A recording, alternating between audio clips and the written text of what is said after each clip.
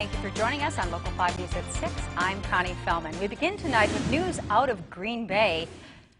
Protesters blocked intersections and a bridge protesting a video released by the Green Bay Police Department. The video in question, called Hands Up, Don't Shoot, shows an officer giving the public instructions on how to defuse a tense situation with police. Put your hands on top of your head. You're under arrest. You're under arrest. Put your hands on top of your head.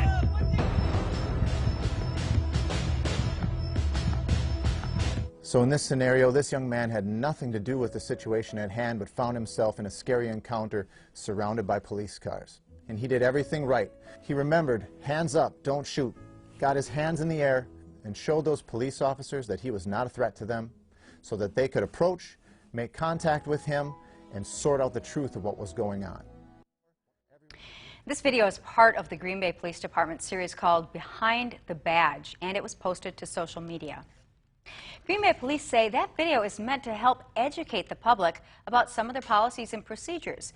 Green Bay Police Lieutenant Chad Ramos talked with Local 5's Rhonda Fox.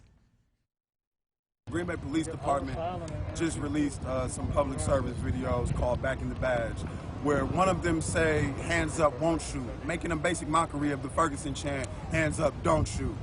But the Green Bay Police Department says that video is meant to inform residents and protect lives. Many activist groups in recent years have coined a fantastic term, hands up, don't shoot. So when you watch that video, and from my perspective, it really is to educate people in terms of, should you find yourself at the wrong place at the wrong time, what the expectation from law enforcement would be. The Green Bay Police Department hopes people will use this video to better understand police procedures. The scenario being given in that video was a weapon, dangerous type call that the officers were coming into. Person meets the vague description, wrong place at the wrong time, but here's how you can help us help you get out of that situation as soon as possible and back to your life, and by showing your hands, keeping them in the air so that we can see that there is or isn't anything in them.